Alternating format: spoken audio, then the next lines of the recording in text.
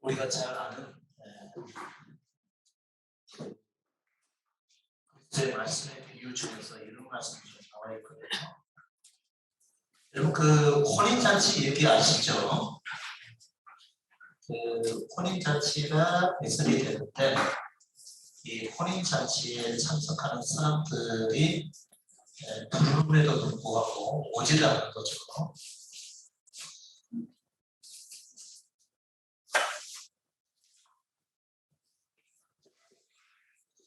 혼인잔치 비유의 말씀을 들으면서 아실 겁니다.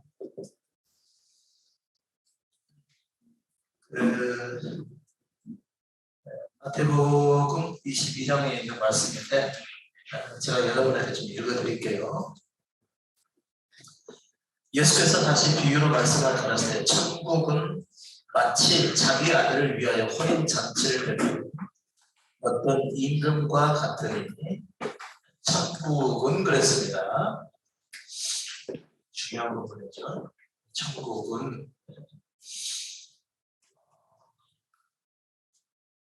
아들을 위해서 잔치죠.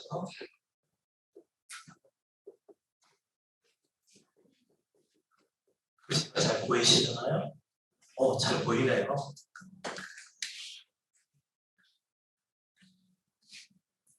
그 종들을 보내어 그 착한 사람들을 혼인잔치에 오라 했더니 오기를 싫어하거늘 다시 다른 종들을 보내며 가로되 청한 사람들에게 이르기를 내가 옷찬을 준비해야 돼. 나의 소와 살찐 짐승을 잡고 모든 것을 갖추었으니 혼인잔치에 오소서 하라 하였더니 저희가 돌아보지도 않고 하나는 자기 밭으로 하나는 자기 상업차로 가고 그 남은 자들은 종들을 잡아 능욕하고 죽이니 임금이 노하여 군대를 보내어 그 살인한 자들을 진멸하고 그 동네를 불사르고 이에 종들에게 이르되 혼인잔치는 예비되었으나 청한 사람들은 합당치 아니하니 사거리 길에 가서 사람을 만나는 대로 혼인잔치에 청하여 오너라 하되 청한 사람들이 있었죠. 근데 청한 사람들이 오지 않았죠. 그래서 그 주인이 노하여서 사거리에 가서 사람을 만나는 대로 혼인잔치에 청하라고 그랬죠. 혼인잔치에 청하라 그랬죠. 만나는 대로. 종들이 나가 악한 자나 선한 자나 만나는 대로 모두 데려오니 혼인 자리에 손이 가득한지라 그랬습니다. 임금이 손을 보러 들어올세 거기서 예복을 입지 않은 한 사람을 보고 가로되 친구여 어찌하여 예복을 입지 않고 여기 들어왔느냐. 제가 유구무원이거늘 임금이 사원들에게 말하되 그 수종을 결박하여 바깥 어두움에 내어둔지라 거기서 슬피 울며 이를 감이 있습니다. 예복을 입지 않은 사람한테 쫓겨나게 됐죠. 이 예복이 뭔지가 상당히 중요했죠. 청함을 받은 자는 많되 택함을 입은 자는 적음이라 그랬죠. 청함을 받은 자는 많은데 택함을 입은 자는 적은이라고 그랬으니까 제가 봐서는 예복을 입지 않은 사람들께 되었다 얘기겠죠. 그럼 이거 잘 보시기 바랍니다. 혼인잔치는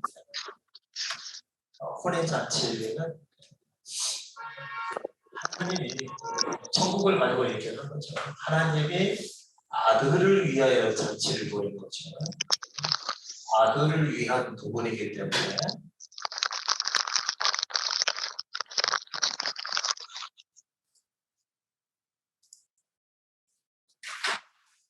아들을 위한 부분이기 때문에 여기서 천국은 아들을 위한 잔치죠. 이거 비유 말씀으로 주셨거든요. 그래서 잔치라고 혼인을 위한 잔치가 되겠죠. 그렇죠? 혼인 잔치를 아들을 위한 잔치. 아들을 위한 잔치. 결국은 아들이 기뻐할 일이고 아들로 인해서 또 아버지가 기뻐할 일이겠죠. 근데 이 사람들은 그냥 객이 아니라는 거죠. 누구와 누구의 혼인일까요? 하나님과 사람의 혼인이 되지. 하나님 안에 계시는 예수 그리스도와 사람과의 혼인 이렇게 되겠죠. 그래서 예수 그리스도는 우리의 신랑, 우리는 그의 신. 그리고 그를 주로 모시고 우리는 그분의 종이 되는 것을 얘기하는 것이고, 다시 얘기하게 되면 하나는 연합되는 것을 얘기하는 거죠. 하나님께서 우리와 연합을 하기 위해서 연합된 그 상태를 우리는 천국이라고 얘기하죠. 하나님께서 우리와 연합하기 위해서 아들을 보내시고 그리고 혼인잔치를 벌였다는 얘기는 뭐죠? 연합을 가능케 하는 말씀을 전하는 잔치가 되겠죠. 거의 잔치라고 좀 비교가 좀 그러는데 사실 이것은 거의 잔치의 비교가 되죠. 왜 잔치냐면 우리는 살면서 한 번도 이 말씀을 거의 들어본 적이 없습니다. 성경에서는 봤죠. 그렇다고 해서 뭐 교회를 다니고 교회에서 설교 말씀을 듣는 것이 잔치일까요? 그걸로 잔치가 될 수 없습니다. 예전에는 잔치 맞았죠. 어떤 잔치였냐면 우리 자신들을 위한 잔치였었죠. 그래서 힘들고 어려운 일이 있으면 위로받고 아무 데서든지 사랑받지 못한 사람은 교회 가게 되면 그래도 사랑해 주는 사람이 있었고, 그리고 살면서 여러 가지 문제를 만나서 상당히 힘들고 고통스러운 삶이 이어졌으면 교회에 가서 예수 그리스도의 이름을 부르고 그의 이름으로 부르짖고 기도하면 문제가 해결될 것이라고 하는, 그리고 삶이 평탄해지고 행복해질 것이라고 하는 그런 잔치를 얘기했었죠. 그러나 하나님께서 그리스도를 통해서 우리에게 주시는 말씀은 그런 잔치가 아니었습니다. 우리 존재가 죄인인 우리 존재가 버려지고 우리 존재로부터 우리 자신의 해방을 받아서 하나님과 함께 연합이 되는 것을 다시 말하면 혼인잔치. 그러니까 우리가 말씀을 듣는 이유는 뭐냐면 존재로부터 아담의 생명을 가진 우리 존재로부터 우리 자신이 벗어나서 하늘에 계시는 하나님, 창조자이신 그분과 예수 그리스도와 함께 하나가 되는 것을 의미하는 것이죠.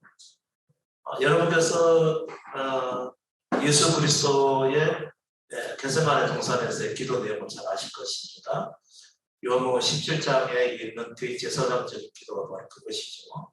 그리스도께서는 십자가를 향해 가시면서 마지막 기도를 하셨죠. 그 간절한 그 기도는 뭐였죠? 아버지와 내가 하나인 것처럼 저들도 우리와 하나가 되게 해달라는 것이었죠. 그래 연합을 의미하는 것입니다. 그 전에 우리는 에덴에서 하나님이 우리를 창조하셨죠. 창조하시고 우리를 뭘 불어넣어 주셨죠? 영을 불어넣어 주셨죠.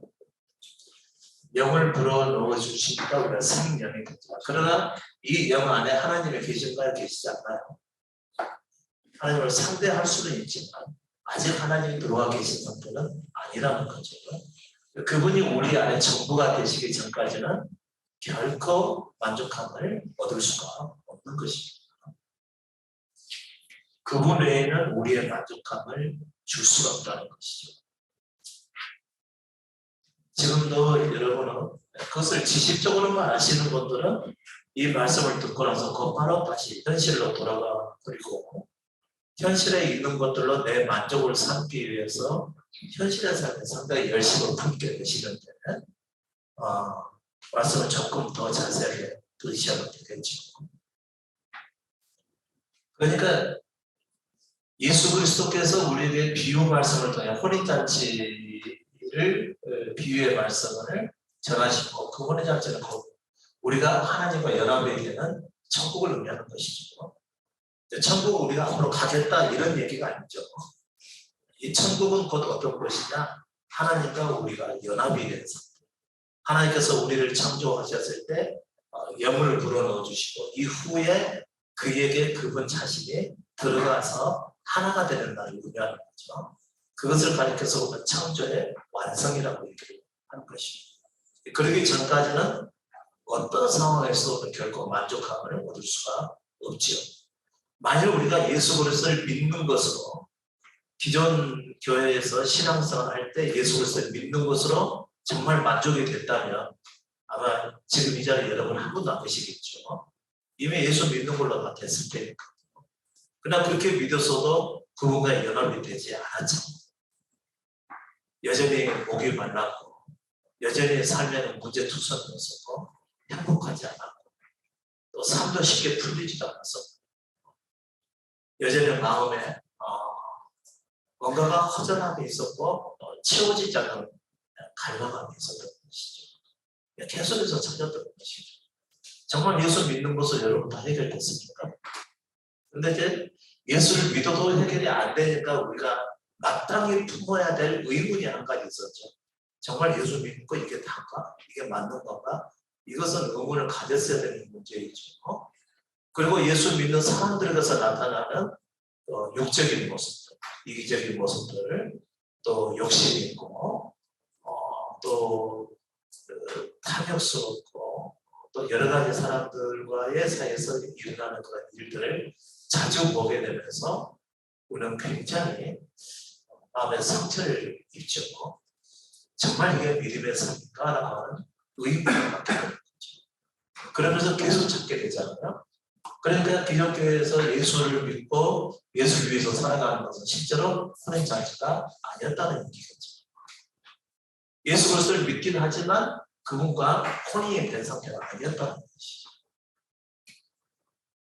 그래서 당시의 사람들에게 이 하나님 나라를 얻게 하는 말씀을 예수 그리스도를 통해서 전해주시는데 그 사람들은 그 예수 그리스도의 말씀을 듣고 오나요 안 오나요? 오지 않는 거죠. 바빠서 오지 않는 거죠. 내가 혼인잔치에 오라 하였더니 오기를 싫어하고 내가 저희가 돌아보지도 않고 하나는 자기 밭으로 가고 하나는 사막차로 돈 벌기 위해서요. 또 자기 밭으로 가는 사람도 역시 자기 생업을 위해서죠. 어떻게 보면 상당히 바쁜 상황일지도 모르죠. 왜냐하면 지금 먹고 사는 문제잖아요. 돈 벌려 갖고 한 사람은 밭으로 갔으니까. 상당히 자기 나름대로는 중요한 일로 가게 된 것이죠. 그런데 오지는 않았다는 거죠. 여러분 이 점에 대해서도 상당히 중요하죠. 혼인잔치라고 하는 것은 방금 여러분께서 감지를 하셨듯이 우리와 하나님과 연합이 되게 하는 그 말씀을 얘기하는 것이죠. 그 말씀이 전해지는 현장을 말해요. 그것보다도 먹고 사는 일과 돈 버는 일이 더 급하다고 해서 오지 않는 사람들이 있었다는 거죠. 그래서 그 임금이 다시 불러다가 화가 난 거죠. 임금의 노하여 군대를 보내요. 보낸 자들을 잡아 죽인 자들을 진멸하고 그 동네를 불사르고 그래서 한 번 심판이 이스라엘 땅에 임했던 것이죠. 선지자들을 계속 보냈잖아요. 종들에게 이르되 혼인잔치는 예비되어 있는데 청한 사람들은 합당치 아니하니 사거리 길에 가서 사람들을 만나는 대로 혼인잔치에 청하여 오너라 하는데 종들이 나가서 악한 자나 선한 자나 만나는 대로 모두 데려왔다는 것입니다. 악한 자나 선한 자나 여러분 자꾸 우리가 그리스도의 말씀을 듣고 하나님과 연합되는 현장에 나가게 되는데 그 말씀을 들으러 가는데 어떤 사람들이 제껴들죠? 청한 사람들은 오지 않았어요. 그랬더니 아무나 가서 내놓으라고 얘기를 하죠.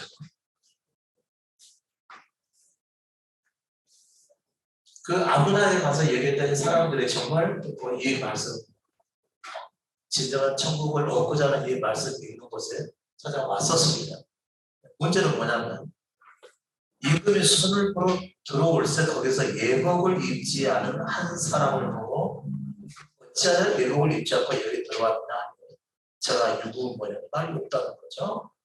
임금이 사원들에게 말하되 수족을 결박해 어두움에 내던지라. 거기서 슬피 울며 이를 갖고 있습니다. 상을 받았는데 뭘 입어야 된다는 거죠? 예복을 입어야 된다는 거죠. 이게 중요한 것이죠. 근데 이와 비슷한 말씀이 또 있습니다. 마태복음에서는 사당이 이 천국 복음을 증거하는 쪽에 초점을 맞춰서 그랬는지 그 점에 대해서는 아주 세세하게 얘기는 하지 않았어요. 누가복음을 보니까 보충되는 말씀이 나와 있습니다. 누가복음 14장 보시죠.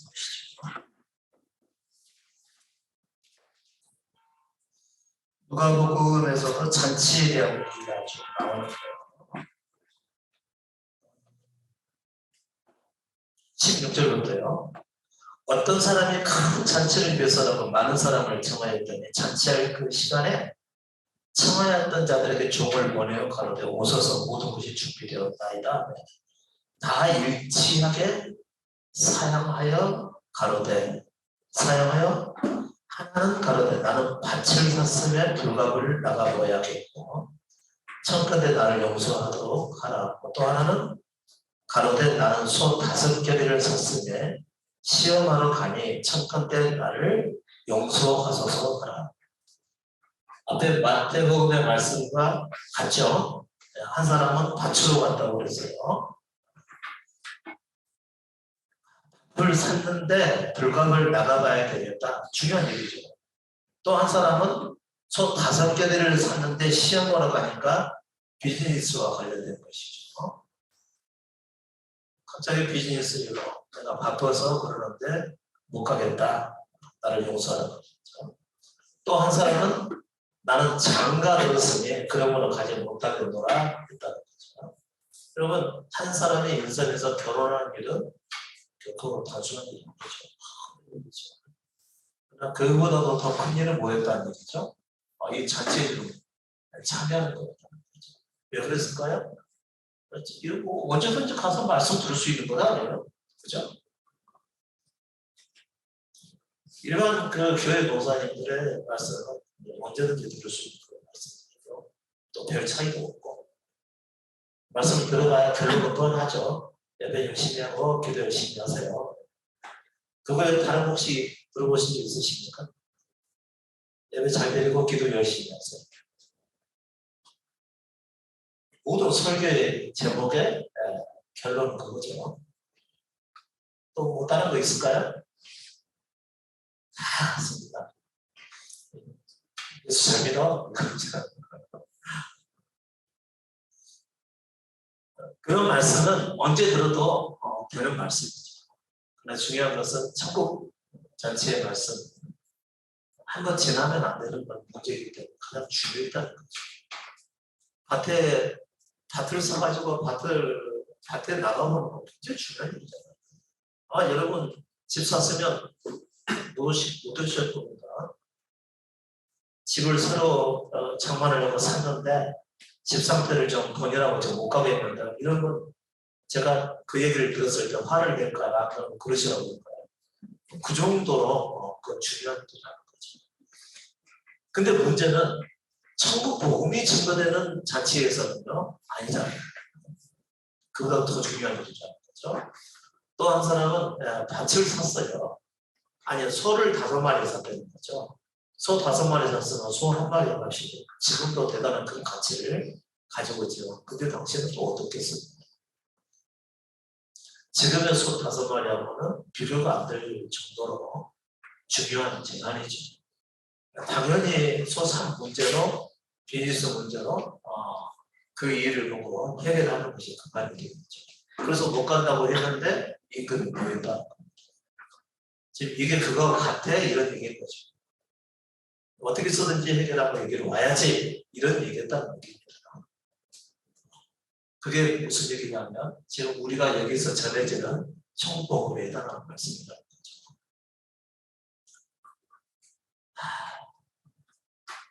또 한 사람은 장가 들었으니까 못 가겠다가 결혼했으니까 못 가겠다고 그럴 거죠. 결혼 문제는 이번 주하고 다음 주는 쉽게요. 그렇게 해서 제가 뭐라고 모르겠어요. 저는 아무 말도 안 하지만 그러나 그 사람에게 있어서는 이 복음의 말씀을 듣는 것이 보다 중요하다 그런 얘기겠죠. 그러니까 오늘날로 치면 정말 너무너무도 중요한 일로 모든 사람들이죠. 그런데 이 말씀을 듣는 것을 우선하지 않은 사람은 하나님께서 보시고 노하신다 그런 거죠. 종의 도로가 주인에게 그대로 보하니 이에 집주인이 노하여 그 종에게 이르되 빨리 시내의 거리와 골목으로 나가서 가난한 자들과 병신들과 소경들과 적은 자들을 데려오라 아니라 빨리 그랬습니다. 빨리. 왜 빨리 그랬을까요? 밭에 갔던 사람이 다시 돌아올까봐. 이미 네가 그 일로 못 온다고 너 같은 애 필요가 없어 이런 얘기죠.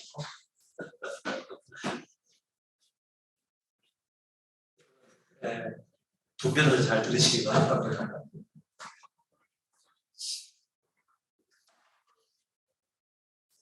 소 5마리를 사가지고 시험하러 간 그 사람이 다시 올까봐 빨리 채워. 빨리 딴 사람 빨리.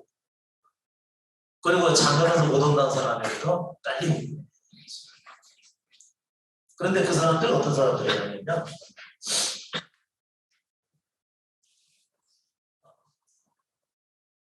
가난한 자들과 병신들과 소년들과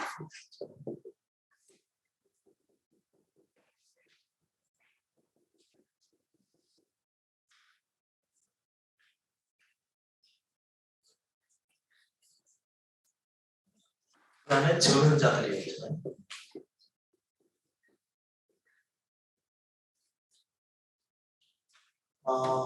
여러분 이 말씀을 들으러 오시는데 정말 저는 알아요. 이 가치를 정말 중요해요. 진짜.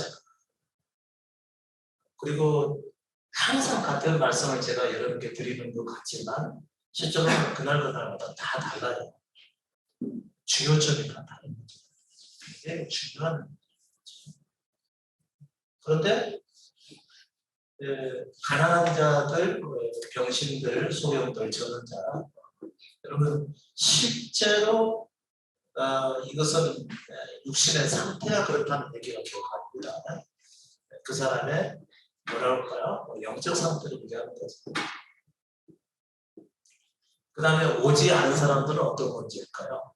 나는 다 듣고 알 만큼 알고 있으니까 지금은 내가 사는 문제가 좀 급하다라고 여기는 사람들을 얘기합니다. 지금 우리 인조에서 나눠지는 말씀들은 누구에게 사실 가장 필요하죠? 어떤 사람들에게 가장 필요할 것 같아요? 이미 예수 그리스도를 믿고 구원을 받았다라고 생각하는 사람들. 왜 당시에 유대인들도 하나님을 믿고 하나님의 자녀가 됐고 이미 하나님의 백성으로서 살고 있는 자들이었었습니다. 근데 그들에게 하나님께서는 천국 자체를 배설하고 초청을 했었다는 거죠. 여기에 보다 더 깊은 진리와 진정한 하나님의 말씀이 여기에 있으니까 와보라고 했던 것이죠. 훨씬 더 중요했던 것이죠. 근데 이미 다 됐다고 생각하고 하나님 앞에서 나는 이미 다 돼서 의로운 삶을 살고 있다고 여기는 사람들은 오지 않는다는 것이죠. 우리 인정이 모임도 마찬가지죠. 같은 이거 영적인 말씀이에요. 그러니까 글자 그대로 풀이해서는 안 된다는 것을 얘기하더라고요. 가난하다는 얘기는 뭐가 가난하다는 얘기죠? 물질이 없다는 얘기예요? 안 그런 얘기예요? 영이 영적으로 가난하다는 얘기예요. 마음이 가난한 거 얘기하는 거죠. 몰라도 좀 채워지지 않는 상태에 갈급한 상태에 있는 것을 얘기하는 것이죠. 영신들은 뭐죠? 나는 안 돼. 나는 성과가 부족해서 하나님 말씀대로 살아가는 데는 부족해요. 이런 사람들이겠죠. 소명들은 뭐죠? 진정한 하나님의 진리를 볼 수 없는 자들을 얘기하는 거죠. 예수님께서 소명의 비유를 자꾸 말씀하셨잖아요. 그래서 당시 하나님을 잘 안다는 바리새인들과 서기관들 앞에서 그 소경의 눈을 열어주시고 우리도 소경인가 그들이 말했을 때 너희는 본당하니 여전히 소경이로 다 것이죠. 그래서 인자에 온 것은 소명된 자들을 보게 하기 위해서 오셨다라고 그렇게 말씀하십니다. 그러니까 모든 사람들이 다 볼 줄 모르는 소경 상태에 있다는 것이죠. 저도 소명했을 때는 제가 소명인 줄 몰랐죠. 십자가 복음을 알고 나서 나중에 제가 그때는 진짜 소경이었구나 이때 아는 거예요. 근데 진짜 소경들은 자기가 소경인지 모른다는 것이죠. 여러분 자기가 소경인 줄 아시나요? 대답하지 마세요.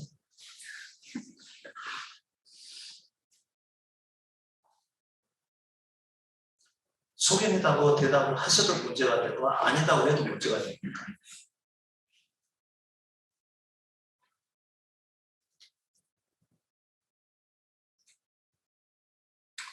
지금 여러분 그 상태에 있는 겁니다. 보고자 하지만 지금 완전히 안 보이는 거거든요. 안 보이는 상태에 있는 거예요. 그렇다고 해서 지금 보고 있는 것도 아니죠. 그러니까 여러분의 대답은 어느 쪽으로 대답이 낫다 하더라도 여러분을 향한 제 생각이 맞는 거지 여러분의 생각은 안 맞다. 여러분을 보는 제 생각은 맞죠.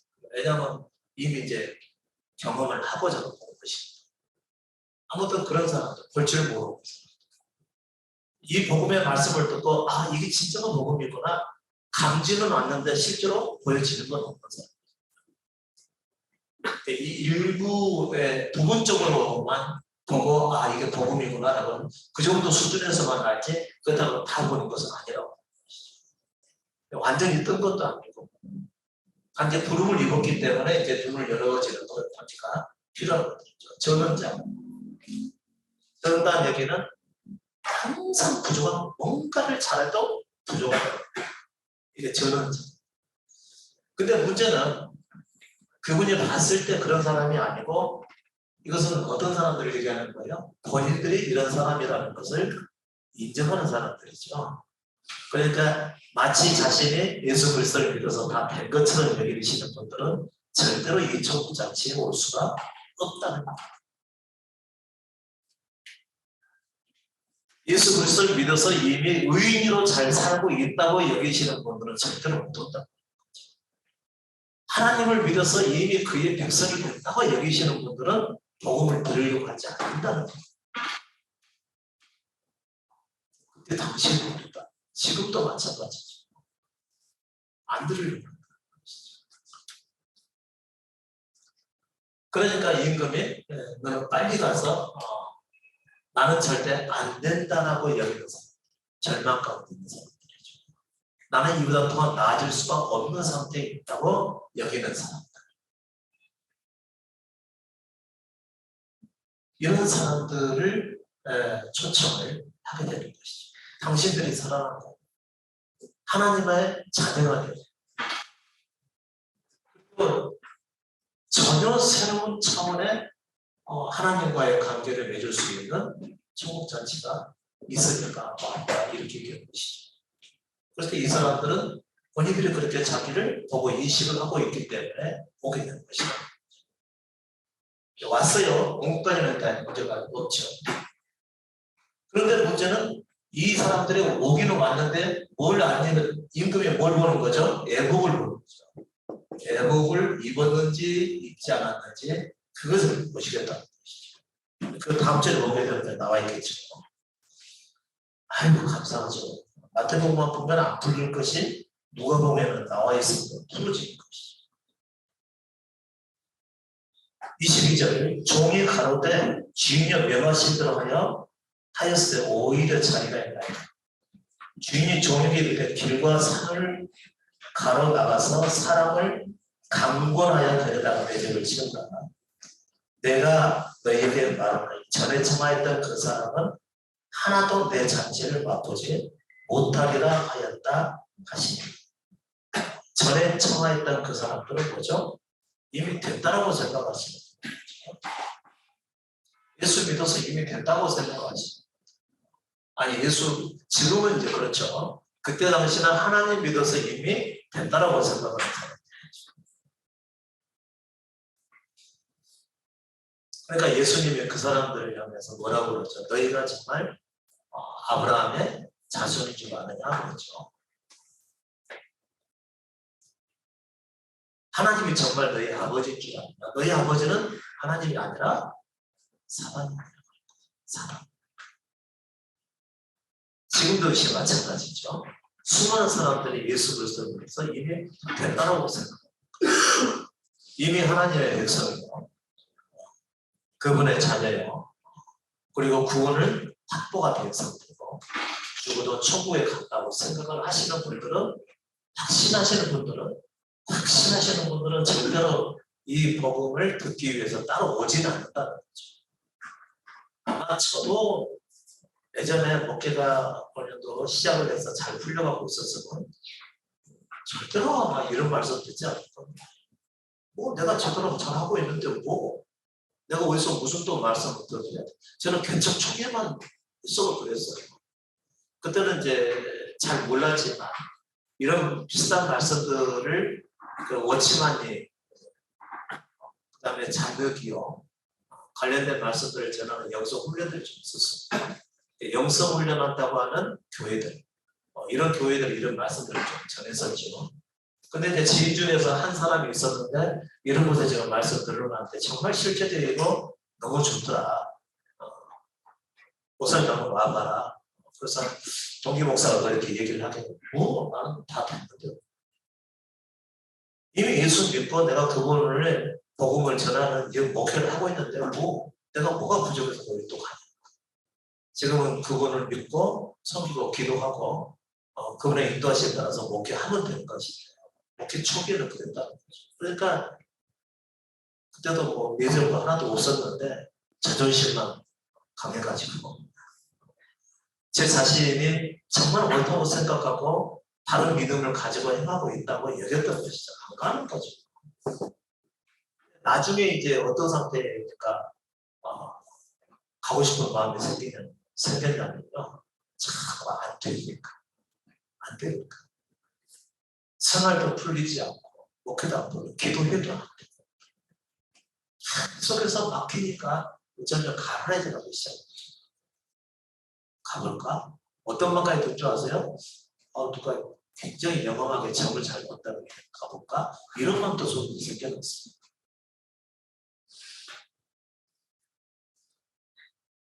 이거 그냥 장난말이 아니에요.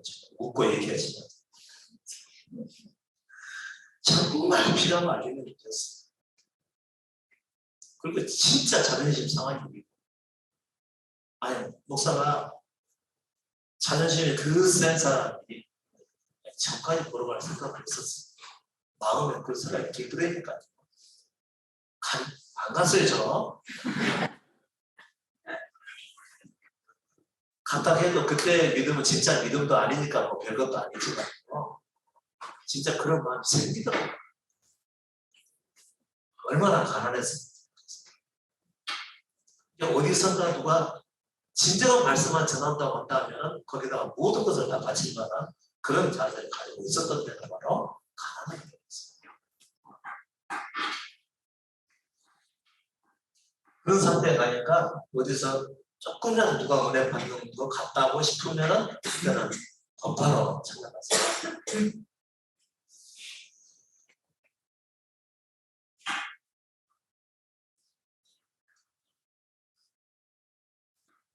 그러니까 여기에 해당하시는 분들은 자신의 형편과 사정을 충분히 알고 부족함을 느끼는 사람들. 이런 사람들을 갖다가 오라 그랬다는 것이죠. 그래서 지금 아셔야 됩니다. 제가 여러 번째 강조해서 말씀드립니다. 천국은 이 혼인 잔치에서 비유되는 천국을 얻고자 하는 말씀은 지금 우리가 나누는 요복음입니다.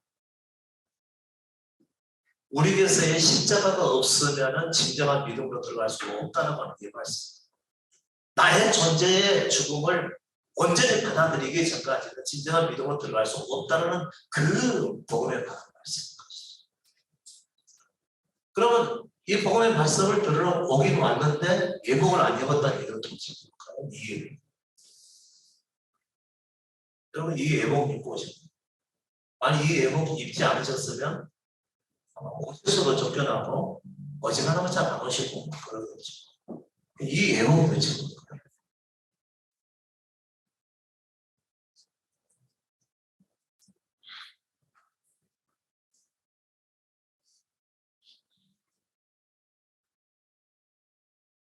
그래서 한번 읽어볼게요. 마땅한 우리가 함께 갈 때 예수께서 돌이켜서 이르시되 무릇 내게 오는 자가 자기 부모와 처자와 형제와 자매와 및 자기 목숨까지 미워하지 않냐면 능히 나의 제자가 되지 못하고. 이 혼인잔치 비유의 말씀을 하신 이후에 누가는 그 바로 밑에다가 이 말씀을 집어넣었다는 거죠. 그러면 이 예복은 뭘까요?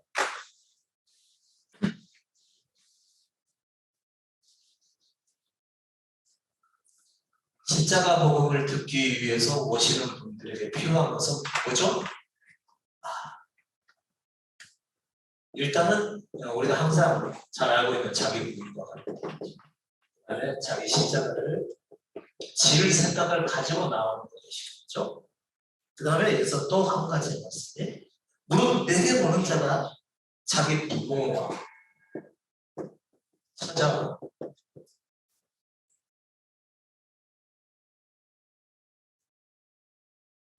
형제와 자매와 자기 목숨까지 미워하지 않고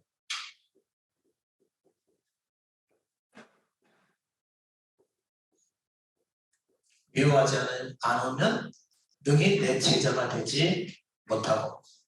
그 다음 절에 나와 있네요. 누구든지 자기 십자가를 지고 나를 쫓지 않는 자도 능히 내 제자가 되지 못하리라. 그럼 여기서 말하는 예복이 어떤 것이죠? 적어도 여러분께서 십자가 복음, 자기 십자가를 지고 예수 그리스도를 전부로 삼고자 하는 이 복음의 핵심의 분가의 말씀을 듣고자 한다면 어떤 것을 예복으로 갖춰야 된다고요? 부모, 처자, 형제, 자기 목숨까지 미워하는 마음을 갖춰야 된다. 이것은 제가 여러분에게 여러 번 강조해서 말씀드렸던 거죠. 이런 마음이 없으면 여러분 말씀 복음이 잘 안 들릴 겁니다. 들어도 결코 여러분의 믿음의 진보를 보이지 못할 거라고 말씀드린 것이고 예복을 안 입은 겁니다.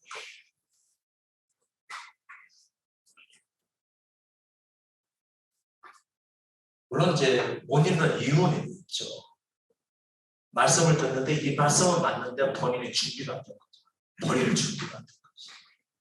포기할 준비도 안 돼 있고 자기 사랑을 내려놓을 준비도 안 돼 있고 아직도 나는 내가 이루고자 하는 어떤 꿈과 마음의 소망이 남아있다라고 한다면 그 사람도 아직 예복을 입지 못한 것입니다. 이분들은 계속 오라고 해도 어차피 자기 길로 가실 겁니다. 예복을 안 입으시. 그런데 예복을 입고 그분의 말씀을 따르고자 하시는 분들은요, 따르게 되죠. 천국 복음의 말씀을 들을 귀가 있습니다. 절대 다른 거 바꾸진 않죠.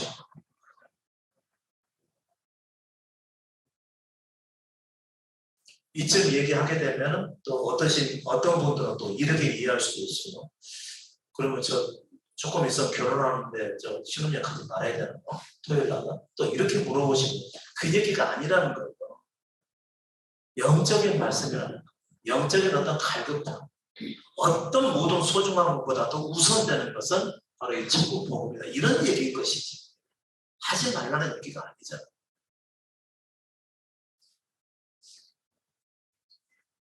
무슨 얘기인지 아셨죠? 그러면 정말 우리 부모님 돌아가셨는데 장사 지내지 말고 모임에 참여됩니까? 또 이렇게 물어보시면 알아서 하셔야 돼요. 근데 이것은 그만큼 중요한 사안이다 그런 의미인 것이지. 근데 이것은 또 전혀 무시되는 말씀은 결코 아닙니다. 이게 무시되는 말씀이야. 제가 지난주에 제가 공원, 집 앞에 있는 공원을 잡고 산책을 합니다. 공원 쪽에 사람들을 만나서 전도 대상자들을 만나가지고 전도하기 위해서 오신 월몽교 선교사들이 있었죠.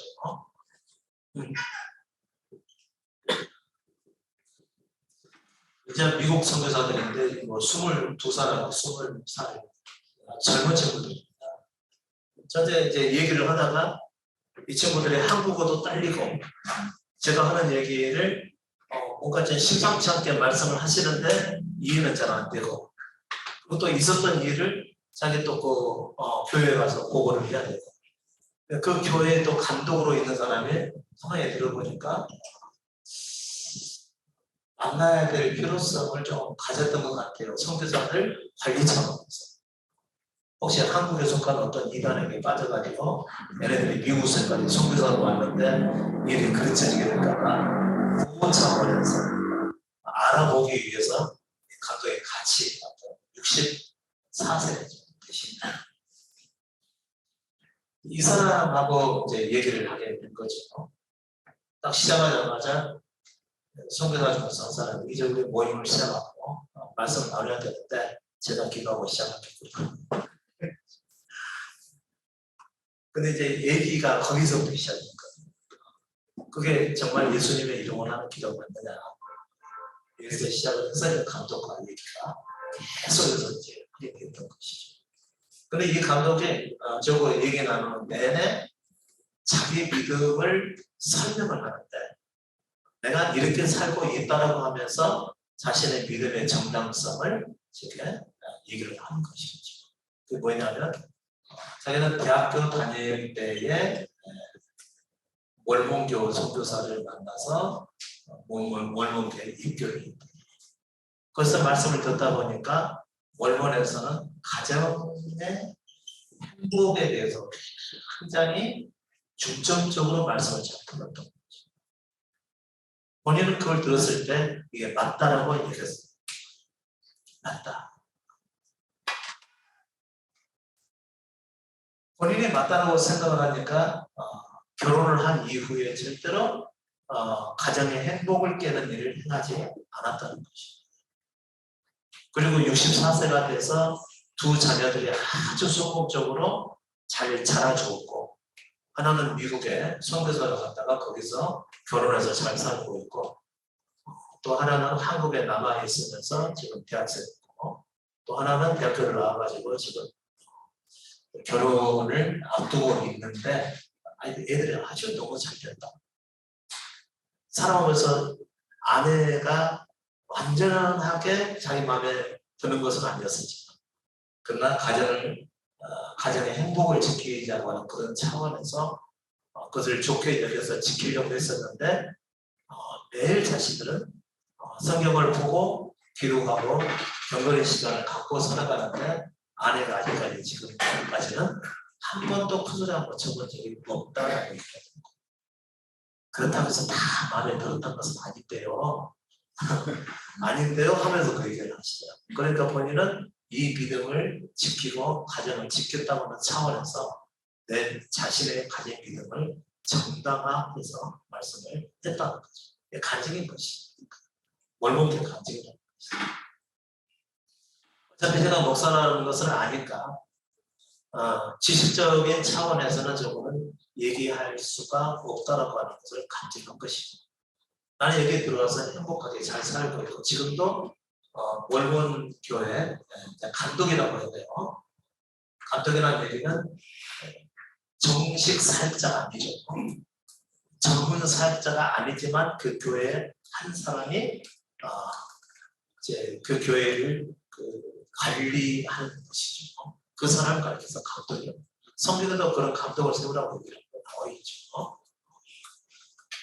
그리고 그 감독의 조건 중에서 하나는 가정을 잘 다스리는 사람이어야 된다고 했었죠. 여기 중에서도 가정을 잘 다스리는 사람으로서 이 한 사람이 그래도 무난하게 신앙생활을 잘 이어왔기 때문에 감독의 역할을 해왔었던 거예요. 그러면 이 감독은 지금 제 복음과 관련돼서 얘기를 하면서 무슨 얘기를 한 거죠? 처자와 관련된 얘기를 한 것이죠.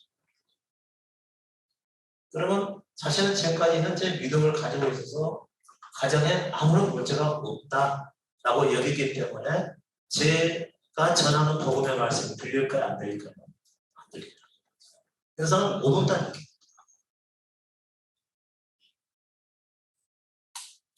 일반적인 교회 신앙생활을 하시면서 내가 지금 현재 신앙생활을 하고 있는데 아무런 문제 없이 잘 되고 있다 하시는 분들은 이 복음을 들으러 온다는 얘기입니까? 못 온다는 얘기입니까? 못 온다. 아무리 이렇게 제대로 된 복음이 있으니까 들으러 가보자고 해도 못 온다는 거지.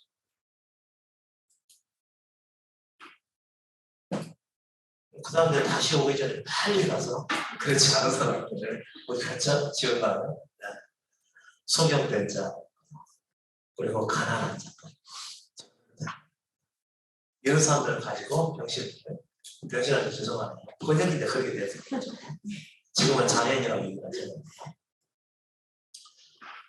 부족하다고 여기고 뭔가 나는 채워줄 수가 없고 진정한 하나님의 은혜는 구하는데 길은 모르겠고 또 제대로 된 믿음의 삶을 살고는 싶은데 내가 부족한 거 없고 이렇게 여기는 사람들에게 이 복음은 훌륭하게 들려진다는 것이죠. 그래서 그 사람들이 이 복음을 들으러 오기는 오는데 예복을 입어야 된다고 그랬죠. 근데 그 예복이 뭐냐 이거죠. 그 예복이 부모보다도 이 말씀을 우선하는 처자보다도 이 말씀을 우선하는 형제 자매보다도 아니 자기 목숨보다도 하나님과의 연합을 위한 복음을 듣는 것을 더 우선할 수 있는 사람. 이런 사람이 예복을 입은 사람이다. 이제 예복을 입으셨나요, 여러분? 만일 여기 와 앉아 계셔도 예복을 입지 않으면 될 의미가 없습니다. 여러 번 말씀을 드렸죠. 이 예복을 입지 않으면 올 수도 없고 온다 해도 도움이 되지 않는다. 그런 분들이라고 한다면 돌아서서 여러분께서 제가 헤쳐나갈 길도 제시해드렸죠. 뭐였죠? 볼 수 있게 해달라고 눈과 귀를 열어달라고 제가 구하라고 말씀드렸죠. 저는 이 말씀을 들어도 도무지 와닿지 않아요. 저는 이 말씀을 들어도 제 믿음에 조금의 어떤 증거가 일어나지 않습니다. 어떻게 하면 좋을까요? 이렇게 했을 때 그냥 계시지 말고 그분 앞에 나가서 눈과 귀를 열어주셔서 주의 말씀을 들을 수 있게 구하라고 제가 말씀드립니다. 근데 이것조차 안 하면은 그것은 전혀 유익이 되지 않겠지. 이게 바로 우리가 이 믿음의 말씀을 대하는 데 있어서의 자격인 것이죠. 예복. 그분의 제자가 될 수 있는 자. 그것은 자기 십자가를 지는 자예요. 자기 십자가 뭐라고 그랬죠? 자기 존재의 죽음을 받아들이는 자. 뭐가 옳든 선하든 악하든 의롭든 이런 거 따지지 말고 주께서 부르시는 분은 그냥 응하라. 그냥 응하지 아니하면 여러분은 저 예복을 갖춰 입지 않은 것이다. 자꾸 자신의 생각과 앞으로 미래를 본인이 생각을 하고 이런 식으로 실행을 해야 되지, 이런 식으로 나가야 되지, 이런 식으로 신앙성을 해야 되지, 앞으로 이렇게 이 믿음에 내가 해야 돼. 자기 계획을 가지고 있으신 분들은 어떤 사람들이죠? 아직 본인이 소명인지 전원자인지 용신인지 이걸 아직 모르고 있다. 그런 분들에게 이 말씀이 안 들린다는 거예요. 예복을 안 읽었습니다. 이런 차원에서 내가 여러분에게 예복을 충분하게 말씀드린 것이죠. 같은 말씀이 28절, 25절, 28절 이후에 계속 나오죠. 너희 중에 누가 망대를 세우자 할 텐데 자기 가진 것이 준공하기까지 족하는지 먼저 하자 그 비용을 예상하지 아니하겠는가. 자기를 돌아봐서 내가 정말 이 천국 복음을 받아들이고 그 안에서 주님과 연합되는 창조의 완성을 이룰 수 있는 자이겠느냐 계산해보라는 거죠. 아직도 내게서 버려지지 않는 것이 있고 포기되지 않는 것이 있고 아직도 내가 세상을 원하고 내 자신을 사랑하는 것이 있는지 계산해보라 그런 얘기거죠. 그렇게 하지 아니하여 그 기초만 쌓고 능히 이루지 못하면 보는 자가 다 비웃어봐라. 그 사람이 역사를 시작하고 믿음을 시작하고 능히 이루지 못하였다 하리라. 또 어떤 임금이 다른 임금과 싸우러 갈 때 먼저 앉아 1만으로서 저 2만을 가지고는 대적할 수 있을까 헤아리지 아니하겠느냐. 만일 못할 터이면 제가 아직 멀리 있을 동안에 사실을 보내어 가치를 청할지니라. 이와 같이 너희 중에 누구든지 자기 모든 소유를 버리지 아니하면 능히 내 제자가 되지 못하리라. 또 나왔네요. 예복 중에 한 가지 또 나왔죠. 뭐죠? 자기의 모든 소유를 버리지 아니하면 능히 내 제자가 되지 못하리라. 나를 따르지 못한다.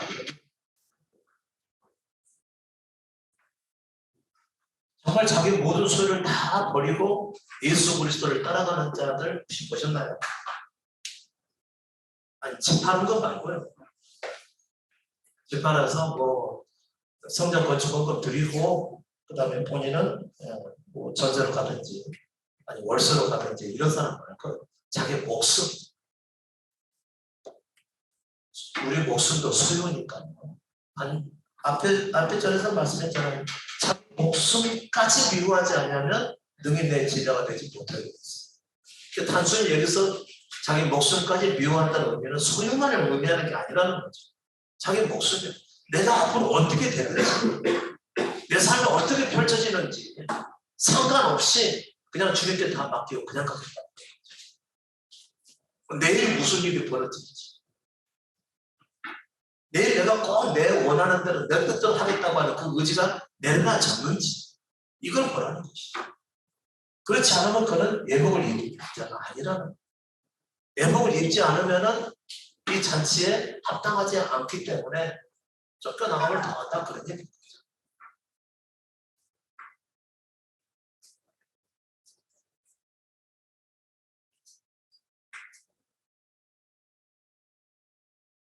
저는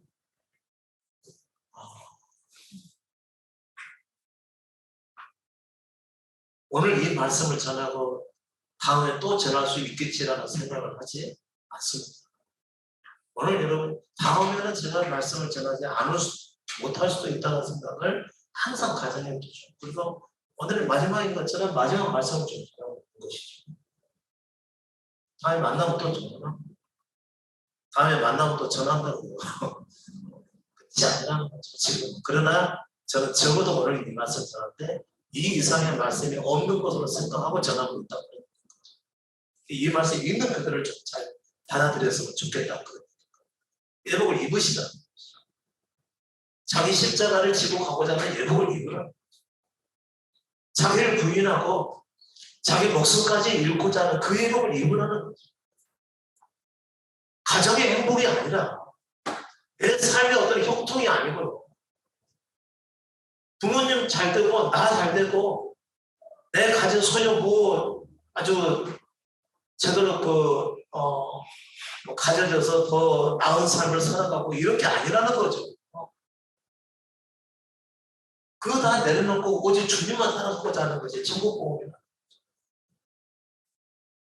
자기 생각을 다 내려놓는 거야, 자기 계획이. 내가 어떻게 되든지 주께서 만주의 주이시고 만왕의 왕이신 주께서 내 존재를 완전히 맡겨드리면 그분께서 가장 좋은 것을 주시지 않겠냐는 얘기죠. 그거 믿고 내가 생각하는 그 훌륭한 가치가 있는 세상에 속한 것들 다 내려놓고 가르치라는 거지. 그리스도를 따라갈 수가 있다는 얘기입니다. 그게 애복을 입은 자의 모습이라는 거죠.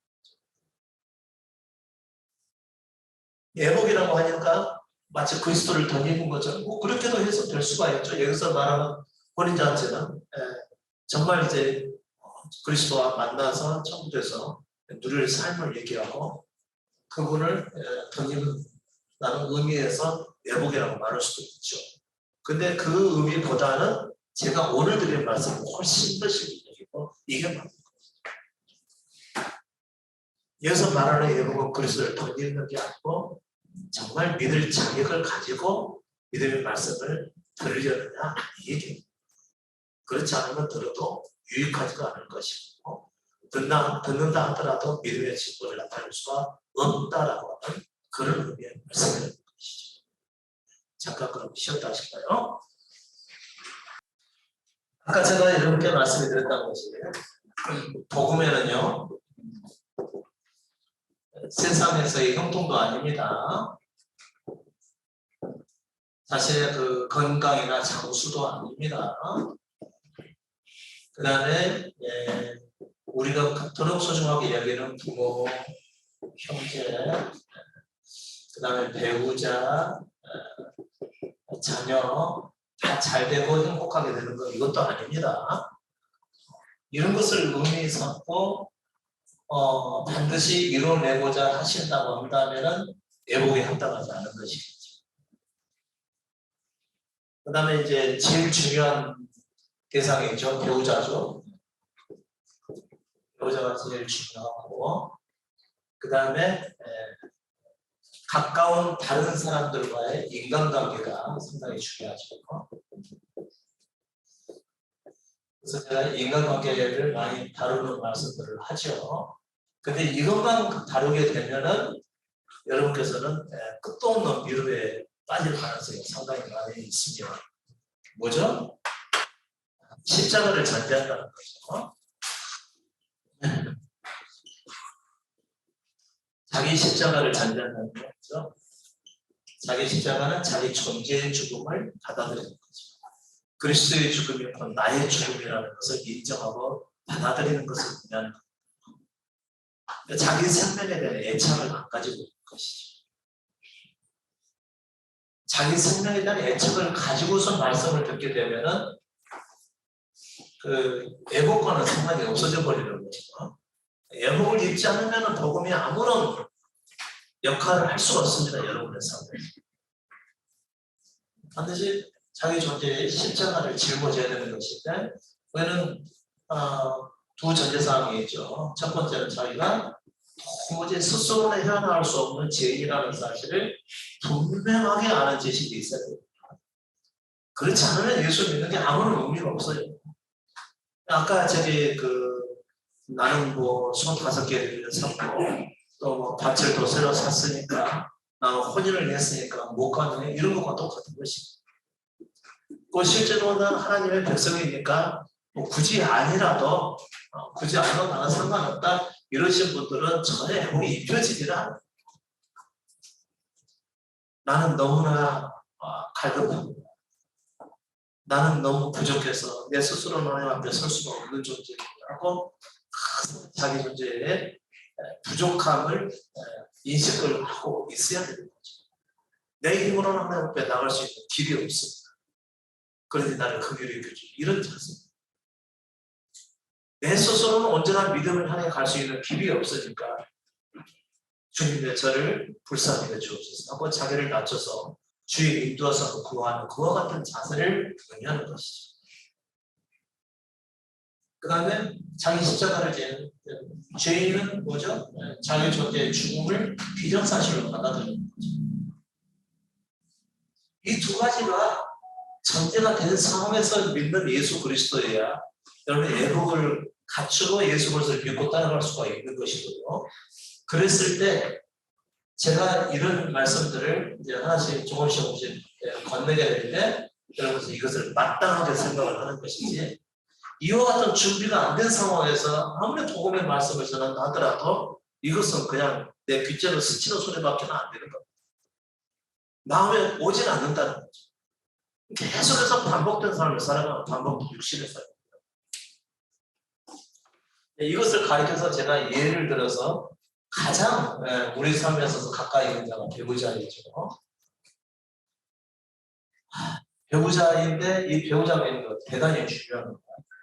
왜냐하면 가장 가까이서 나를 못 살게 하는 사람일 수도 있고 가장 가까이서 나의 믿음을 도와줄 수 있는 사람도 있고 그런데 차라리 결혼 안 한 상태에서 예수를 믿는 사람들은 어떻게 하라고 그러죠? 바울은 하지마 그냥 나같이 그냥 지내 그랬다는 거죠.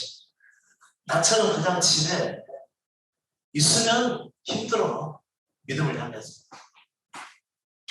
주님을 내가 섬겨야 될지 남편을 섬겨야 될지 아니면 아내를 사랑해야 될지 주님을 사랑해야 될지 그 사이에서 갈팡질팡할 수밖에 없기 때문에 그런 것입니다. 그러니까 배우자를 버리는 것이 배우자를 버리는 것이 자신은 예복을 입는 것이다. 이혼하는 얘기 결국 아닙니다.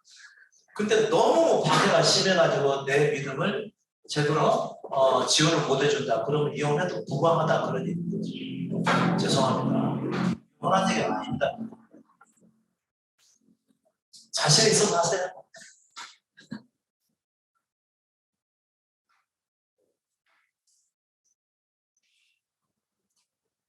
나이 먹어서도 자기 말 못하시는 분들 계신 분들이 있는데 그러시면 안 돼요. 다른 데서는 자기 말 못한다 하더라도 적어도 이 믿음에 대해서는 더 이상 내 파체니까 이 정도는 하실 수가 있어야죠.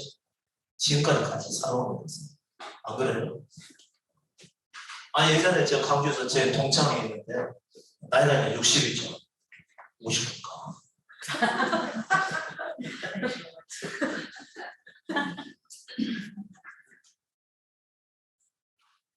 여자분인데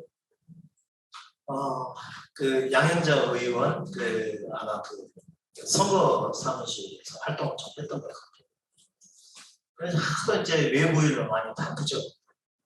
그때 이제 결혼을 하고 나서 애들 다 시집장가 보내고 이제 아내만 바라보고 이제 남편은 생활을 하고 있는데 자꾸 몇 시에 나가는지 몇 시에 들어오는지 이거 체크하고 중간중간에도 궁금하면 자꾸 전화를 한대.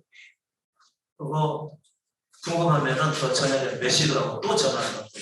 그러니까 이분이 귀찮아가지고 제발 좀 나한테 전화 좀 하지 마! 그랬다는 거지. 그러니까 진짜 전화를 안 해버리네. 전화 안 하니까 또 섭섭하더라고요. 그 정도로 자기 할 일에 대해서는 자기 할 말을 좀 할 수가 있어야 된다. 그것은 근데 세상적인 일은 조금 예를 지켜야 되겠죠. 그러나 이 믿음에 대해서는 내게 이렇다 저렇다 왈가왈부하지만 이렇게 말할 수 있어야 된다. 정 그걸 가지고 뭐 힘들거나 방해거나 그렇게 되면은 난 내게 있어서 더 중요한 것은 이 믿음이지 당신이 아닙니다. 그렇게 하고 여러분께서 결단될 수도 있다 그런 거죠. 자신이 있으면 그렇게 하는 거고 자신이 없으면 어떻게든 맞춰서 사셔야죠. 그리고 이제 나이가 더 드셔서 더 어떻게 할 수 없잖아요. 가능한 참고 잘 지내십시오. 문제는 우리의 예복은 뭐냐면은 이 진정한 하나님과의 연합이 되는 천국 복음 안에서는 그보다 더 중요한 게 없다 그런 얘기인 거죠. 그런데 그 배우자 관계를 더 소중히 여기거나 안 그러면 자녀와의 관계를 더 소중히 여기거나 그 다음에 부모와의 관계를 너무 더 소중히 여기거나 이런 것보다도 먼저 이 복음을 가장 중요시 여긴다 그런 얘기인 거죠. 그래서 제가 오늘 글을 하면서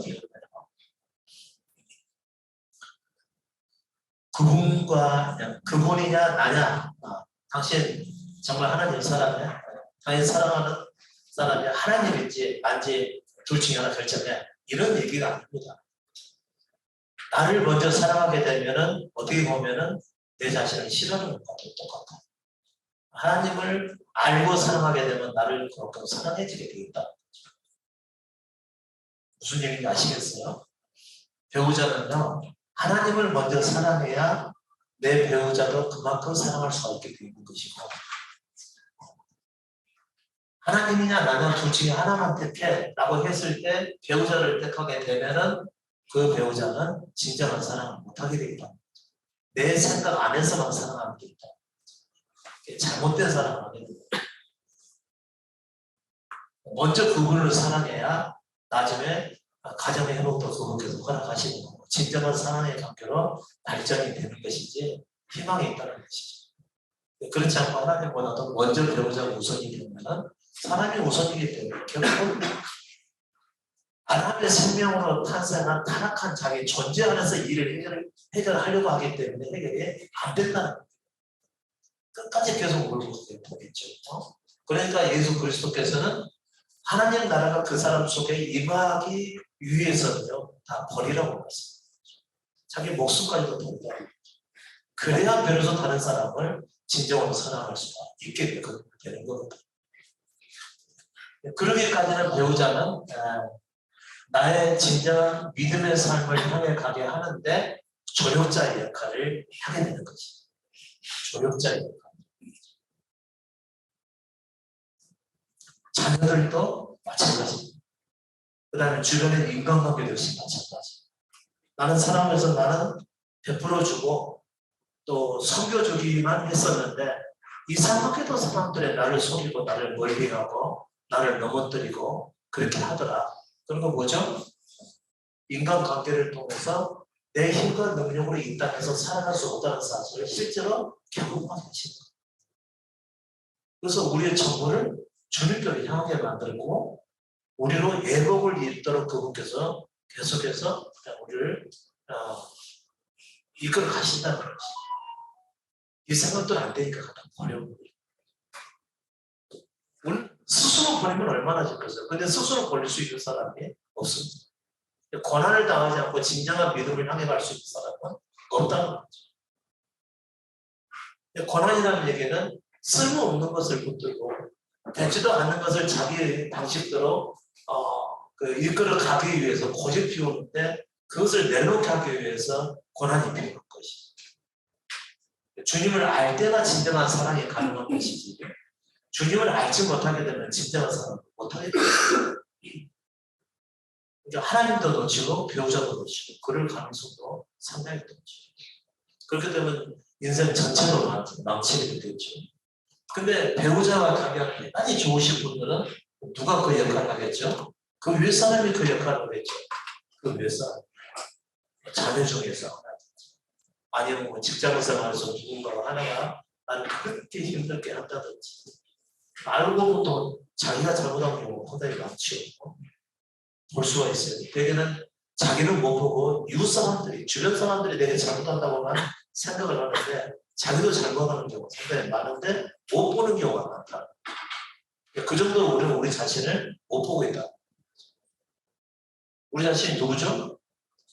죄인이죠. 죄인인데 본인이 잘못하고 있는 것을 못 깨닫고 있다. 그래서 잘하려고만 한다. 모든 사람. 잘하려고만 한다는 얘기는 본인을 주님 앞에 맡기지 못한다는 얘기가 똑같은 거예요. 오늘 그래서 제가 여러분에게 사랑하려고 하지 말라고 그랬지만 사랑하려 말라고 그랬어요. 왜 사랑하지 말라고 했냐면 우리 안에는 다른 사람을 사랑할 수 있는 능력이 있어요, 없어요? 지식적으로 있어요, 없어요?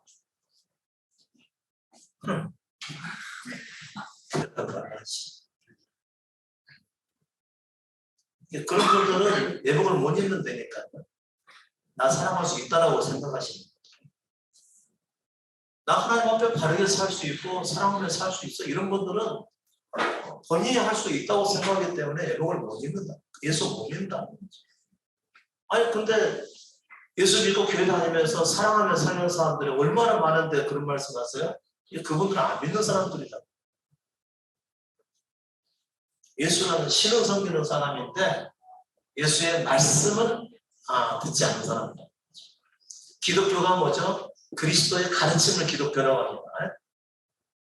그리스도의 가르침을 기독교라고 해요. 그런데 그리스도의 가르침은 안 따르고 예수를 믿는 사람. 그 예수는 신으로서의 예수라는 것이죠. 사랑하려고 하지 말라는 얘기는 우리는 사랑할 수 있는 능력이 없기 때문에 그런 얘기입니다. 우리의 본능이 이기적이고 그 다음에 교만과 탐욕이 가득한데 어떻게 사랑이 나올 수가 있어요? 사랑은 자기를 전적으로 예수 그리스도와 예수의 십자가처럼 자기를 낮추고 다른 사람을 대신해서 죽는데 자기를 내줄 수 있는 사람이어야 되잖아요. 근데 그까지는 못한다니까요. 예수 그리스도의 제자들을 보십시오. 12제자들. 하나는 예수 그리스도를 팔아버렸고 나머지 11명은 예수 그리스도 부인했어요, 안 했어요? 다 했잖아요. 근데 여러분들은 예수님을 사랑할 수가 있겠어요? 한 번도 예수의 제자다운 제자의 삶도 안 살아놓고 한 번도 그분이 버리라고 포기하라고 했던 것 버린 적도 없고 포기한 적도 없으면서 교회 나가서 주님 사랑해요 이거 한 5번 부르면 어떻게 되죠? 그래서 막 눈물이 그렁그렁하죠. 주님을 사랑해서 나오는 눈물이 아니라 자기를 사랑해서 나오는 눈물이라. 자기 연민의 눈물이라는 얘기예요. 근데 은혜 받습니다. 은혜 받는 거 아닙니다. 그거.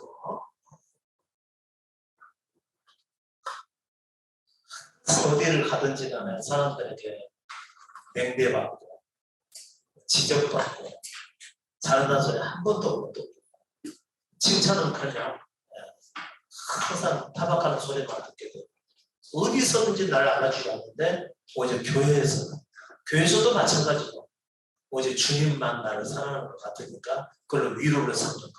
그게 뭐죠? 그게 자기 연민. 그리고 나는 주님 사랑합니다. 그게 고백하거든요. 그건 사랑이에요. 믿음에서 나온 것이 아니라 수많은 사람들은 다 그렇게 생각하죠. 나는 정말 거짓없이 주님을 사랑해요. 그건 맞죠? 본인의 그 의미는 맞는데 진짜 사랑이 아니라는 거예요. 자기도 모르는 사랑을 하고 있다는 것이죠. 그래서 제가 알려드리는 거잖아요. 그러니까 사랑하려고 하지 마.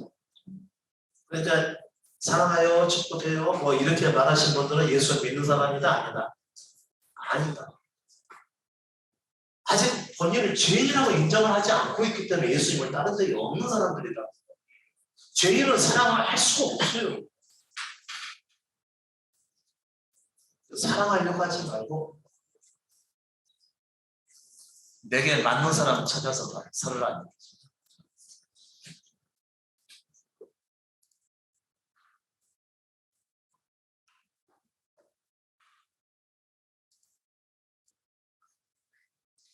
우리는 사랑을 할 수 있는 능력도 없고, 자, 사랑할 수 있는 능력이 없고, 두 번째로는 사랑해 줄 수 있는 대상이 있어요, 없어요? 사랑해 줄 수 있는 대상이 있어요, 없어요? 대상도 없어요.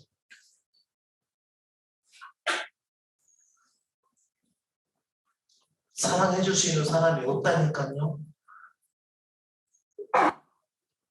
하는 짓이 너무 예쁘고 사랑스럽고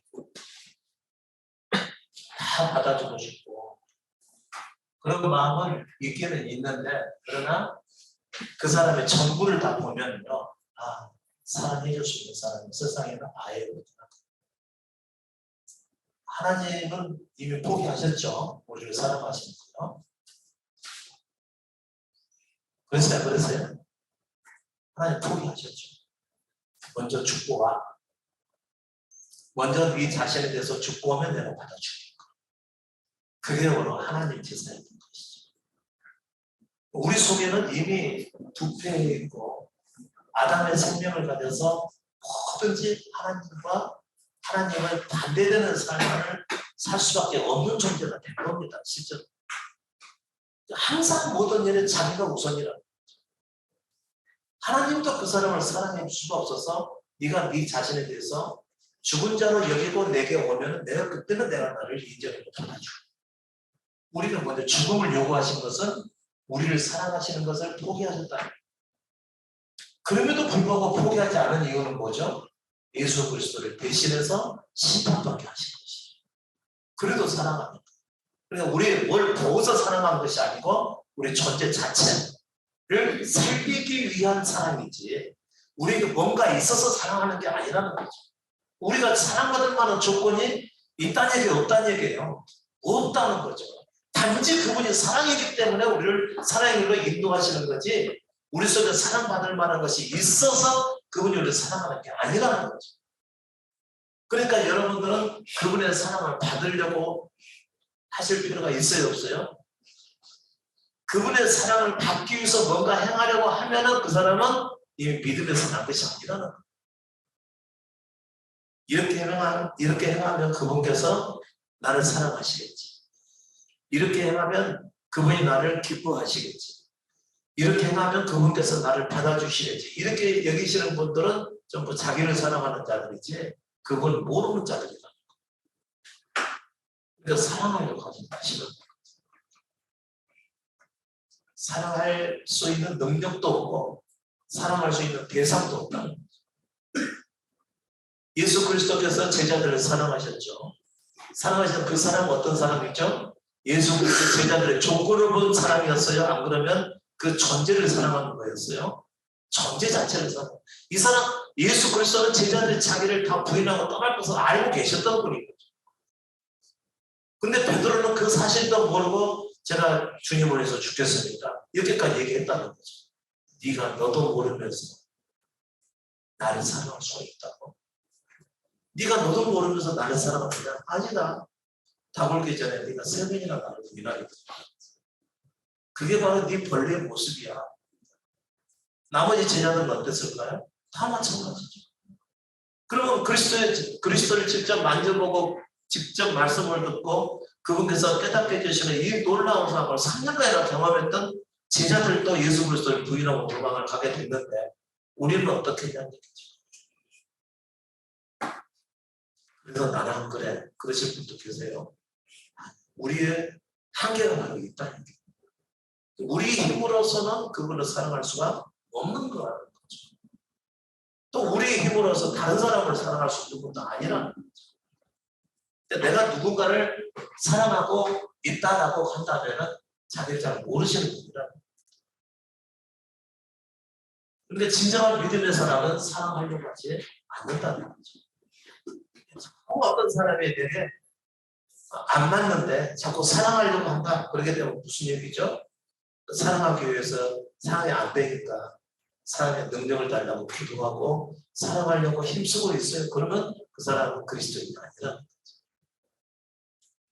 아니 진리를 모르고 있잖아요. 자기도 모르고 있고 그리스도도 모르고 있고 그리스도는 우리가 사랑을 주시는 분이에요? 아니면 본인이 사랑이어서 본인을 받아들이라고 하시는 분이에요? 우리에게 사랑의 능력을 주시는 분이 아니라는 거예요.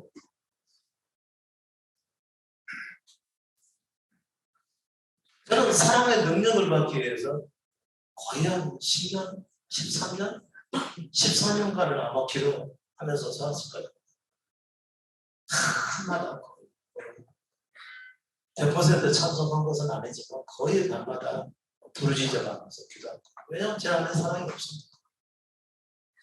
사랑의 능력을 달라고 기도했는데 헛된 기도였을까요? 안 그러면 의미 있는 기도였을까요? 헛된 기도하는 거죠. 절대 그분은 우리에게 사랑의 은사나 능력을 주지 않으신다. 본인이 사랑이시다. 그분이 사랑으로서 우리 안에 들어와서 우리를 다스리겠다고 하는 것이지 우리에게 사랑을 주지는 않으신다는 거죠. 욕된 우리의 생명에 아담의 타락한 생명에 하나님의 것을 부어주시지 않으신다는 거죠. 그분이 오셔서 전부가 되기를 원하시는 건데 우리는 자꾸 능력을 달라고 했다는 거죠. 안 됩니다. 기도로 될 것 같아서 몇 년만 해서 어땠을 거예요. 그분이 아무리 버티고 버텨도 몇 년까지나 기다리시겠습니까? 근데 10몇 년 동안 해도 안 된다니까. 대충 하다가 안 돼서 그만해야 되는데, 아까워 죽겠네. 몰랐으니까 그랬죠, 몰랐으니까. 사랑의 능력을 달라고 구하면 그분이 주시는 줄 알았죠. 한국에서 잘못 가르쳐놓은 거지. 달라고 준다. 아니에요. 우리는 우리 존재에 대해서 죽어야 할 존재이지.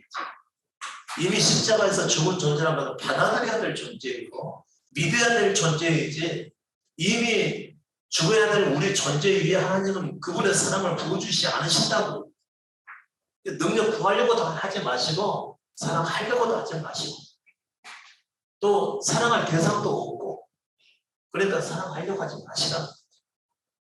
근데 누군가를 향해서 사랑합니다라고 말하시는 분이 계시다고 한다면 아직 진리에 대해서 전혀 알지 못하는 분이고 그리스도를 믿는 자도 아니라는 거죠. 예전에 그런 인사 많이 하셔가지고 좀 찔리시죠? 안 그래요? 전혀 찔리지도 않은 사람처럼 표정을 그렇게 무표정으로 계시나요? 지금 통곡을 하셔야지. 내가 몰랐구나. 너무 잘못해서.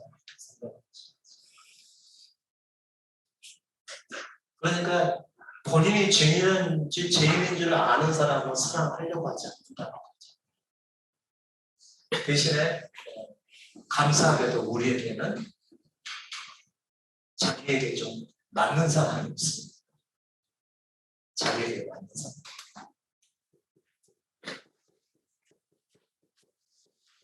자기 성능에 맞는 사람. 이런 사람과 사랑하는 사람들은 복되신 분들이죠. 적어도 전혀 없지는 않아요. 전혀 없지는 않아. 그래도 있으니까 그런 사람을 만나면은 사라지는 거죠. 근데 그런 사람을 절대 못 만나는 사람도 있을 수도 있습니다. 아무튼 만나게 되면은 그냥 사이좋게 잘 지내시면 돼요. 근데 만났으니까 이제 사랑하며 살겠다 그러면 또 문제가 됩니다. 사랑이 없겠는데 왜 또 단지 맞을 뿐이라는 거죠. 그 사람 다투지 않고 그 다음에 얘기를 해도 서로 통하고 보는 눈이 방향이 같고 그 다음에 나는 긍정적인데 그 사람은 또 부정적이지 않고 나는 선을 추구하는데 그 사람은 아무렇게나 살아가. 이런 사람들은 안 맞는 사람이죠. 근데 그런 맞는 부분에 많은 사람들은 그만큼 무난한 삶을 살아가야 되죠. 그러니까 아무튼 내 자신을 그분 앞에 드리게 되면은 하여튼 주변에 맞는 사람과 맞는 사람이 있기만 하면 그 사람은 살아갈 수 있는 힘을 어느 정도 가질 수 있는 사람이에요. 그래서 모든 사람은 주연일까요? 조연일까요? 조연이죠. 내 배우자도 조연이죠. 사실. 이 땅에서 내가 하나님의 말씀을 듣고 천국을 얻게 하는데 있어서 조연일 뿐이 주연이 아니니까 바꾸지 마시라는 거죠. 가장 아까 제가 말했던 그 감독처럼 월모 교회 감독처럼 가정의 행복과 행복한 가정을 위해서 예수 그리스도를 믿는 이렇게 바뀌어서는 안 되거든요. 여러분의 자신의 형통이나 행복을 위해서 예수를 믿는 이렇게 바뀌어서는 그건 믿음이 아니라는 것이죠. 오직 여러분은 예수 그리스도를 여러분의 생명과 전부로 받아들이기 위해서 당시 내 삶을 유지하기 위해서 내 주변에 하나님께서 사람을 붙여주시는 조연이라는 것이죠.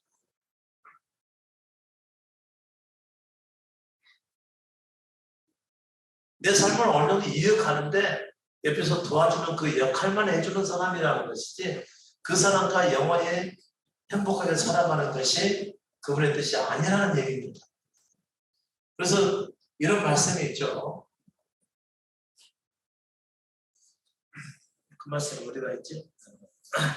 잠깐만요. 좀 찾을게요.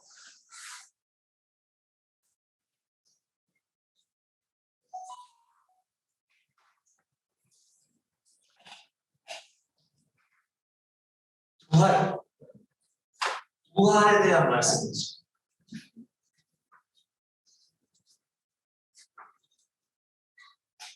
부활이 없다라고 하는 사두개인들이 예수님 앞에 물었죠. 한 여인이 남자와 만나서 결혼을 하게 됐는데 이 가장 큰 형님이 먼저 죽었어요. 그리고 형사 칠손이라고 해서 그 다음 형제가 자녀를 낳게 하기 위해서 그 형수와 또 결혼을 하게 된 것이죠. 이와 같이 다섯째까지 결혼을 했었는데 자녀를 생산하지 못하고 다 죽었습니다. 그러면 나중에 천국에 가서는 하나님 나라에 가서는 이 여인은 누구의 아내가 되겠습니까?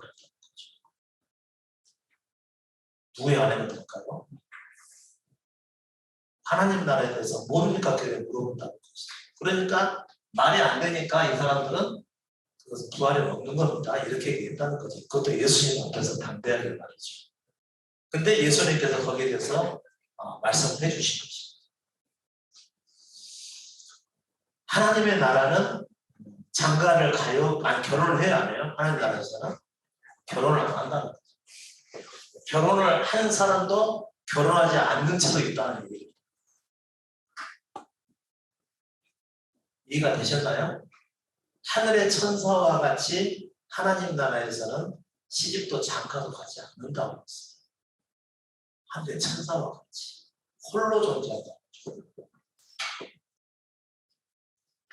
결혼한 대상은 누굴까요? 하나님 자신 예수 그리스도시죠. 예수 그리스도와 우리는 결혼해서 홀로 존재하는 존재이지 이런 사람을 가리켜서 산자라고 얘기를 하는 것입니다. 그래서 하나님을 아브라함과 이삭과 야곱의 하나님이라고 한다는 거죠. 그래서 이 세 사람이 다 하나님 앞에서는 살아있다. 그래서 하나님은 산자의 하나님이지 죽은 자의 하나님이 아니다. 그런 얘기죠. 그럼 죽은 자는 어떤 자들이죠? 죽은 자들의 생각은 뭐냐면은 이렇게 생각을 한다는 거죠. 죽은 자. 사도계에 죽은 자는 어떻게 생각하냐면 당연히 천국 갈 때 나도 따라갈게 이렇게 말하는 사람들은 다 죽은 자라는 거예요. 당연히 천국 갈 때 그냥 가지 마. 나 데리고 가야 돼. 또 그렇게 말을 한다는 거지. 안 그러면 죽을 때 되쯤 돼갖고 여보 내가 먼저 갈 테니 다음에 천국에서 다시 만납시다. 이러신 분들은 다 예수 믿으면 모른다는 거죠. 죽은 자라는 거죠. 천국은 누구를 만나서 지금 결혼 관계를 유지하고 있다 하더라도 하나님 나라에서 없다는 거예요. 홀로 존재한다는 것이죠. 그게 하나님 나라라고 얘기하는 거예요. 그를 가리켜서 예수 그리스도는 산자라고 얘기를 한다는 거죠.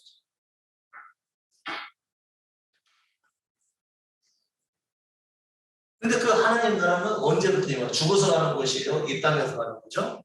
이 땅에서. 그러니까 이 땅에서 배우자라도 다 버리지 않아요. 영생을 얻을 수가 없고 그렇게 말씀하죠.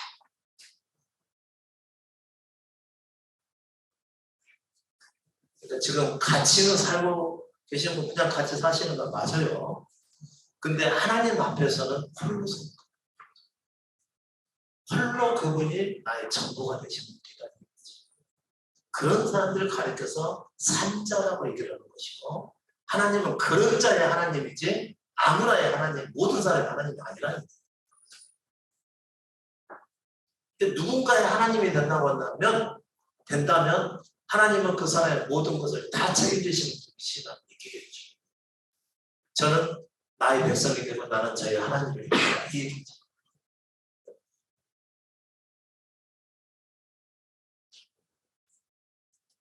산자는 모든 것을 다 내려놓는 사람.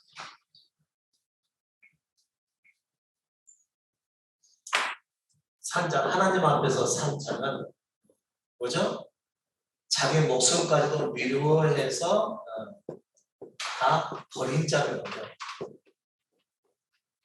부모, 형제, 배우자, 자식까지 다 버리고 자기 목숨까지 아끼지 않냐고 버린 그 사람을 예수 그리스도를 따르고자 하는 정당한 제자로 여겨주시는 거예요. 그들을 계속해서 이끌어 가셔서 부활에 이르기까지 이끌어 가신다는 분이 바로 예수 그리스도시고 그러고 나서 부활을 얻게 되면 그는 이미 하나님과 관계 속에서 홀로 존재하는 사람. 물론 이 땅에 사는 동안 같이 살 수도 있겠죠.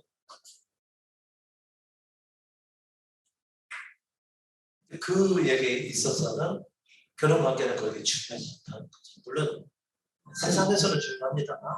그분과의 관계에 있어서 얘기하는 것이죠. 그러니까 결혼은 한 상태여도 혼자 사는 것 같이 여러 사람과 함께 한 가족을 이루면서 살아가지만 오직 주님과만 살아가는 것처럼 살아가는 자를 가리켜서 산자라고 얘기했다는 것이죠. 하나님은 그런 산자의 하나님이시다는 얘기입니다. 그러니까 아까 그 월봉의 감독처럼 마치 가정의 행복이 진정한 믿음의 결과인 것처럼 여기는 그런 착각에서 벗어나시는 그런 거죠. 행복하려 하지 마시고 행복하려 한다는 얘기는 육신의 생명이 요구하는 거죠. 자기를 버리지 않을 것이죠. 아무런 전제사항이 내 속에 없어요. 내가 주님을 믿는데 제가 어떤 사람이 돼야 됩니까? 이러신 분들은 예수 믿는 게 아니라는 거죠. 자기를 죽음에 넘기지 않은 사람. 자신의 죄라는 사실을 다 알지 못하기 때문에 그리스도께서 받으신 심판을 자기 것으로 여기지도 못한다는 거죠. 그런 분들은 예복을 입지 않은 자로서 그리스도를 믿고 따라갈 수가 없다라고 하는 거죠. 오늘 말씀이 여러분에게 정말 제대로 이해로 받아들여졌으면 좋겠다고 생각합니다. 여러분 그분 앞에서 홀리 서십시오. 그렇다고 해서 무슨 관계를 깨는 얘기 아닙니다. 그렇다고 해서 뭐 갈라서는 얘기도 아니고 이별을 하는 얘기 그건 얘기 아닙니다. 죄인 우리 존재, 자기 존재를 버리고 그분을 따라가지 않으면 그는 어떤 결과도 볼 수 없습니다. 지금 버리고 예수 믿게 되면 나중에 어떻게 된다고 그랬죠? 그분은 또 약속하셨죠. 세상에서 변화 없고 영생을 얻지 못한 자가 없다. 지금은 내가 버리지만 그분을 얻고 난 이후에는 더 많이 얻을 거라고. 또 좋은 밭에 뿌리고 것 씨앗처럼 말이죠. 30배, 60배, 100배 열심히 맺는다고 분명히 약속하셨습니다. 지금 생각하는 내가 원하는 삶을 살려 하지 마시고 일단 버려서 그분을 정보로 여기고 만난 이후에는 그 이후에 그분께서 내게 가져다주는 놀라운 은혜의 열매들이 있다는 거예요. 그게 진짜 그게 바로 천국 복음이죠.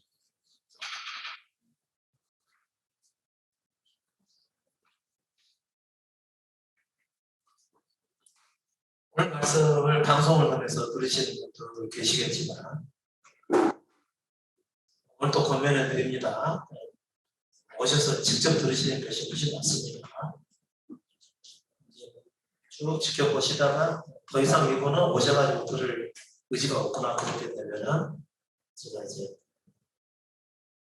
당도를 취해드렸죠. 그러니까 지금까지 안 오신 분 계시면 꼭 오십시오. 주모임 참석하신 분들이요. 그러셨습니까? 대답은 안 하셔도 되고요. 수업 모임에 참여하신 분들은 수업 모임 쪽으로 직접 오셔야 되고 오셔서 들으셔야 됩니다. 제가 먼저 말씀해 드렸죠. 자기의 생활 빈도를 깨지 않는 범위 안에서 말씀을 들으시는 분들은요. 자기를 버릴 의사가 없기 때문에 믿음도 역시 그런 결과를 얻지 못하게 되는 것이죠. 말씀만 듣고 말겠다. 이것은 자기가 깨뜨려지는 것을 원하지 않는 건 아니겠어요. 자기로부터 벗어날 의지가 없기 때문에 주님께서는 그 의미를 아시고 사실 주시는 일도 없겠죠. 여러분이 비장한 각오로서 이 믿음에 임하셔야지 자기 존재가 깨어지는 것을 허락을 하셔야 됩니다.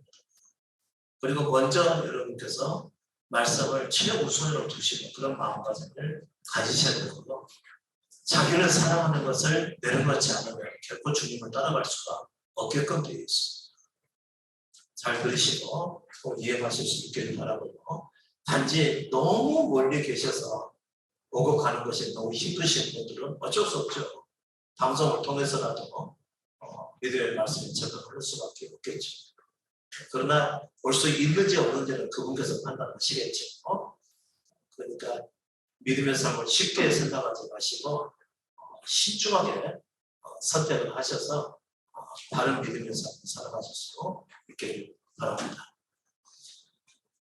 네, 오늘은 여기서 마치도록 하겠습니다.